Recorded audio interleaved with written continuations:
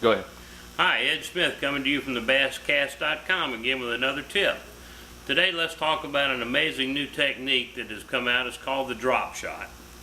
You know, it's interesting how fishermen are so ingenious and develop new techniques that work. When this one first came out, I was skeptical. It's more of a finesse type technique, but believe me, it works. My old fishing partner that I fished with, Larry Rakes, learned how to use the bait from some friends of his. He took it, we fished a tournament, he rigged it up and was fishing it. Again, I was skeptical, and he started catching the heck out of fish, so naturally I learned how to do it myself. It's a technique that works in pretty much all conditions. It works pretty much all times of year, and you don't have to fish it deep or shallow. You can catch fish on a shallow or up to 30 foot or plus feet of water. We fished a tournament at Smith Mountain this past weekend, and all of our fish came from 25 to 30 feet of water on the drop shot. I'm going to show you how to rig it. It's hard to see this, and I used a bigger hook just for the demonstration purposes so you might be able to see it. But when you tie the hook on the line, you want it 8 to 10 inches above the sinker, and if the hook turns out when you tie it in the down position like this, you run the line back through the eye of the hook and pull real tight on the end that the sinker will be on. If I can see it. There we go. And it'll turn the hook over like that, and that's the way you want it.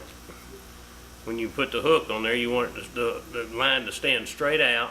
There you go, just like that.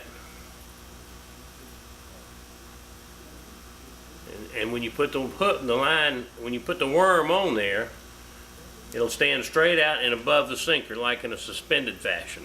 The technique, you put the sinker on the bottom. We use a sinker called, that's made specifically for a drop shot. It's got a little piece of wire at the end of it. You tie it, run the line through it, and it holds the sinker on the line. You don't have to tie it on there. And the theory behind it is, if you get hung up, you lose the sinker, but you don't lose your line and the lure. The bites on this bait are subtle. You don't really hardly ever feel a bite. You throw it out, you work it back and shake it a little bit, and work it a few feet, and you shake it a little bit, and work it a few feet, and you shake it, and then when you go to move it, it'll either feel mushy. Sometimes they'll swim off with it. Most of the time they don't. It's just a heavy feeling on the line. And with this particular hook that we use, it's called the rebarb. You don't set the hook hard. You just pretty much lift up on it. The hook's very sharp. It comes through the soft robo worm extremely easy, and it hooks the fish. And don't worry about it being a small hook. We've caught 6.5 pound bass on this small hook. They cannot throw it. Well, they might be able to, but it's hard for them to throw it. It's so small. So the technique works on bluff banks, it works on flat banks, it works in brush piles, it works around boat docks. Believe me, tie it on, throw it, and give it a fair shot, and you'll learn how to catch a lot more fish more consistently all times of the year.